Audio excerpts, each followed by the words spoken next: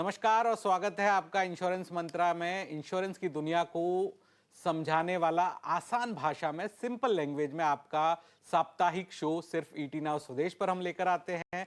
आज के leadership insight में हमारे साथ जुड़ रहे हैं सौरभ मिश्रा, जो कि पूर्व डीएफएस के जॉइंट सेक्रेटरी थे और अभी जो है वो कैरनी के पार्टनर हैं और हमारे साथ हमारे स्टूडियो में जुड़े हैं। सर, बहुत बहुत स्वागत है आज इंश्योरेंस मंत्रा में अपना वक्त देने के लिए। जब इंश्योरेंस रिफॉर्म की बात हुई थी, बिल की इनिशियल चर्चा हुई थी, तब आपके द्वारा ये बिल लिखा गया था।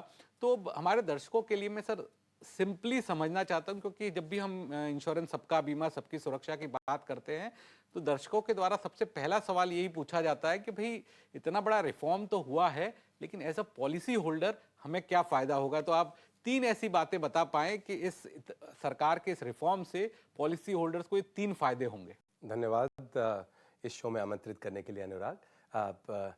मेरा पहला इस बिल से जुड़ा जो एक एक्साइटमेंट या एनर्जी है, is a sigh of relief कि ये बिल फाइनली आ गया है। इस बिल पर बहुत सारे स्टेक होल्डर्स की मेहनत हुई थी जब हम इसे ड्राफ्ट कर रहे थे, और करीब 50 लाख लोगों के हमने इस पे कंसल्टेशन लिए।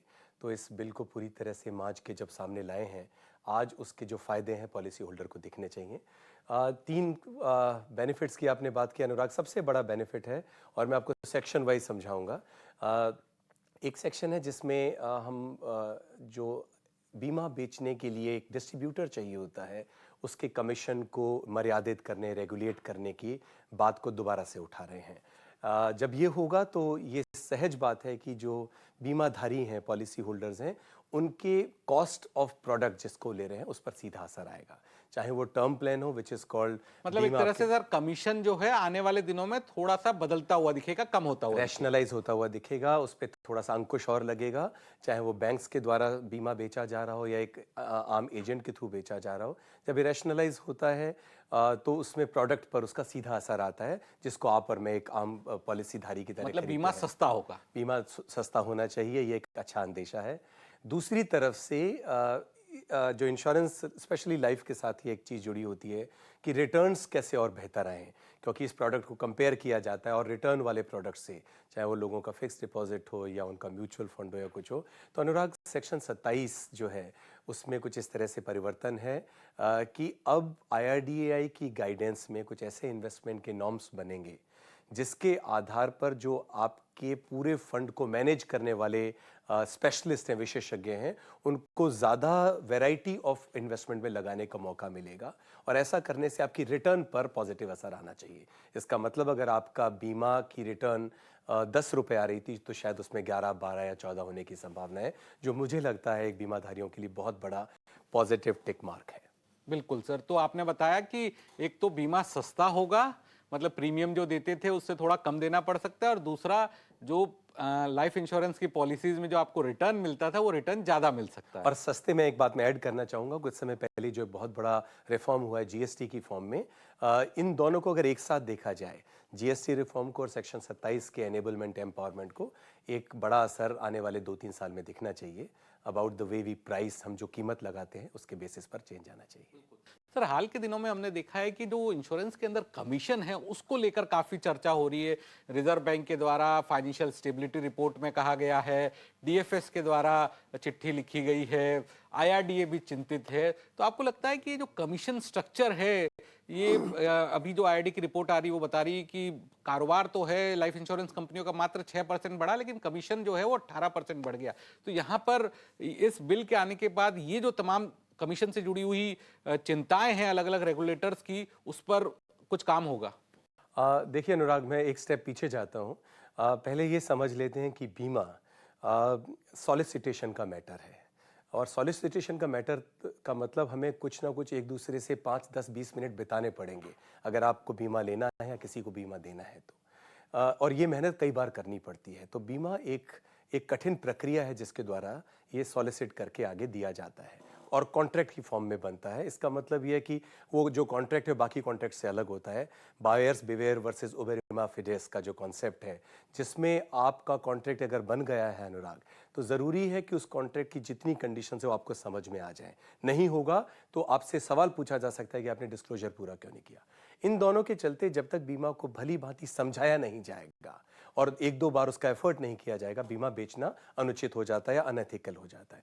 उसके चलते कुछ कमीशन पूरी दुनिया में दी जाती रही है और सिर्फ भारत में नहीं अनुराग। ये ज़रूरी है कि मैं आपके माध्यम से ये दर्शकों को भी बता सकूं कि बीमा में कमीशन की टेंडेंसी या जिस लेवल पर आता है वो भारत में नहीं पूरे विश्व में है। और इसलिए कुछ ना कुछ जब इंटरेक्शन होगा, मल्टीपल राउंड्स होंगे, तो उसका एक कमीशन बनता है, मेहनताना बनता है जिसे कहते हैं। अब उस कमीशन को क्या हम सोचें कि सही है या कम या ज़्यादा है। आपने जैसा सही कहा कि IRDA को और ज़्यादा दोबारा से टीथ दिया गया है through the legislation, through the law के थ्रू दिया गया है। मैं मान के चलता हूँ कि विशेषज्ञों की टीम से बैठेंगी तो उसका पूरा विश्लेषण होगा और उसमें ये निकल के आएगा कि जहाँ जहाँ कमीशन पर एक अंकुश लगाया जा सकता है, कॉरिडोर्स लगाए जा सकते हैं या उसको फैलाया जा सकता है, पहले साल में अगर बहुत ज़्यादा जा रहा है उसके बाद कम जा रहा है, उन सभी मुद्दों पर चर्चा होगी और सही रिजल्ट्स आएंगे। उसका सीधा असर बीमाधारी पर आना चाहिए कि शायद कमिश्नल रैशनलाइजेशन नजर आना शुरू हो। बिल्कुल सर। सर आगे बढ़ता हूं और आपसे समझता हूं कि अब AI का इस्तेमाल इंश्योरेंस में किस तरह से बढ़ने वाला है, क्योंकि सर आप तो ग्लोबली भी काफ़ी बीमा की चीज़ों को देखते हैं, और वो AI के इस्तेमाल से पॉलिसी होल्डर्स को क्या क्या फ़ायदे होंगे आने वाले दिनों में? धन्यवाद अनुराग। आर्टिफिशियल इंटेलिजेंस के दो बड़े यूज़ केस मुझे नज़र आते हैं, बहुत सारे हैं, मैं सिर्फ दो पर मुद्दे पर चर्चा करूंगा। एक फ्रंट एंड पर, फ्रंट एंड का मतलब ये AI के आने से इंश्योरेंस कंपनी अपने एजेंट्स और अपने कस्टमर्स को कैसे ज़्यादा ताकत दे सकती हैं।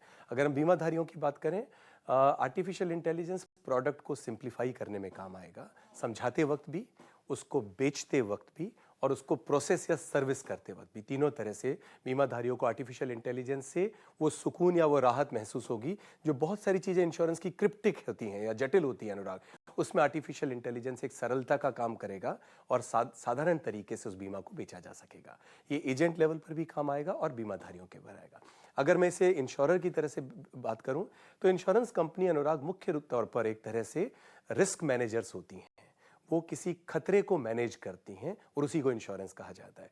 उनके रिस्क मैनेजमेंट को आर्टिफिशियल इंटेलिजेंस बहुत हद तक बेहतर करने में कामयाब होगा, ऐसा मेरा मानना है। बहुत सारे मॉडल्स बन रहे हैं अनुराग, हमारे देश का डेटा रिच हो रहा है और वो डेटा रिपोजिटरी में कन्वर्ट हो रहा है। उसके थ्रू हमारा आर्टिफिशियल इंटेलिजेंस की टेक्नोलॉजी जो है, पॉलिसी होल्डर को भी फायदा, कंपनियों को भी फायदा, कंपनियों को फायदा, तो पॉलिसी होल्डर्स को और ज्यादा फायदा, वो घूम के चक्र जनता है, क्योंकि रिस्क मैनेजमेंट और ज्यादा सुधर के आएगा। उसमें एक चीज जो नेगेटिव हो सकती है, जो कुछ बहुत फ्रॉड की इंटेंट से बीमा लेते हैं कुछ पॉलिसीधारी, उनको चोट लगेगी क्योंकि आर्टिफिशियल इंटेलिजेंस उसको निकाल ठीक है सर, बाकी उसका फायदा बाकी सब पॉलिसी होल्डर्स बीमाधारियों का फायदा होगा। आपका फायदा, क्योंकि एक जो खराब मछली है पूरे तालाब को गंदा करती है, तो वो तो उन खराब मछलियों को जल्दी पकड़ पाएगा, तो बाकी सबका फायदा होगा। बिल्कुल सर, आगे मैं आपसे समझना चाहता था कि अब साइबर इंश्योरेंस काफी तेजी से बढ़ रहा है, तो भारत में साइबर इंश्योरेंस की कितनी जागरूकता है और आपको लगता है कि आने वाले वक्त में एक साइबर इंश्योरेंस एक बड़ा सेगमेंट बनेगा?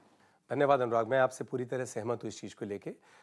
साइबर और डिजिटल आपस में युति है इन दोनों की, दे आर वेडेड और पेयर टुगेदर।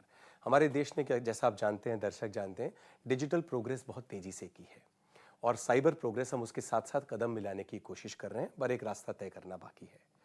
और उसके चलते साइबर इंश्योरेंस उस रास्ते को तय करने में हमें इंस्टीट्यूशनल या संस्थागत रूप से भी ताकत देता है।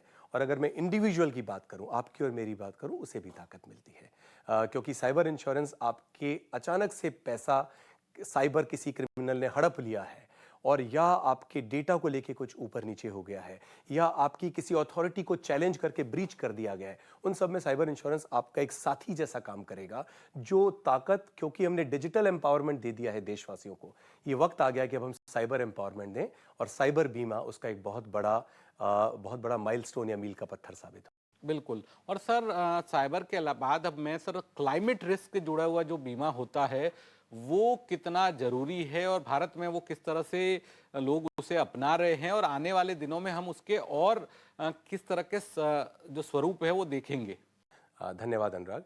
क्लाइमेट बीमा के दो रूप हैं अनुराग। एक है कि जब हम कभी किसी फैक्ट्री को एस्टेब्लिश कर रहे हैं या किसी बड़ी संस्थान को लगा रहे हैं, उस समय क्या हम क्लाइमेट एफिशिएंट हैं, क्या हम क्लाइमेट कंपैटिबल हैं, और उसमें जब जितने चेक मार्क्स हैं या लिस्ट है कि इन 10 चीज़ों को आपको ध्यान रखना है कि आपकी अमुक फैक्ट्री या अमुक इंडस्ट्री क्लाइमेट रेजिलिएंट रहे, क्लाइमेट एफिशिएंट रहे, बीमा लेना एक बहुत इंपॉर्टेंट चीज़ होती है।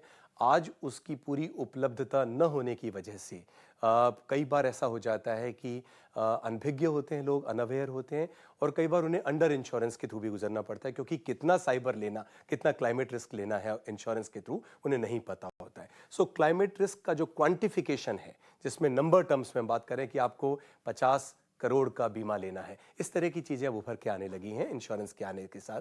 अगर मैं इंडिविजुअल लेवल पे बात करूं तो हाँ, हमारे घरों का जो बीमा है और जो इससे जुड़े हुए बीमा है, उसको अगर हम साइबर रेजिलिएंट बनाते हैं तो इसका मतलब हम देश का जो साइबर जो क्लाइमेट पॉस्चर है, उस क्लाइमेट पॉस्चर को हम बहुत तरीके से उसका पार्ट बन सकेंगे, भागीदारी दे सकेंगे कि हमारा देश एक साथ क्लाइमेट एफिशिएंट हो रहा है और उन सब नियमों का पालन कर रहा है जो हम ग्लोबल वर्ल्ड का एक हिस्सा होने के प्रति हम कटिबद्ध हैं।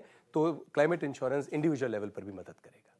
बहुत बहुत शुक्रिया सर, आज हमें वक्त देने के लिए और हमारे दर्शकों को बताने के लिए कि जो सरकार के द्वारा इतना बड़ा इंश्योरेंस रिफॉर्म किया गया है, सबका बीमा सबकी सुरक्षा। उस तो वक्त तो चला एक छोटे से ब्रेक का। ब्रेक के बाद हमारे साथ जुड़ेंगे स्टेट बैंक ऑफ इंडिया के पूर्व चेयरमैन और उनसे जानेंगे कि सरकार के द्वारा जो रिफॉर्म किए गए हैं वो किस तरह से लागू होंगे। तो जल्द लौटते हैं छोटे से ब्रेक के बाद।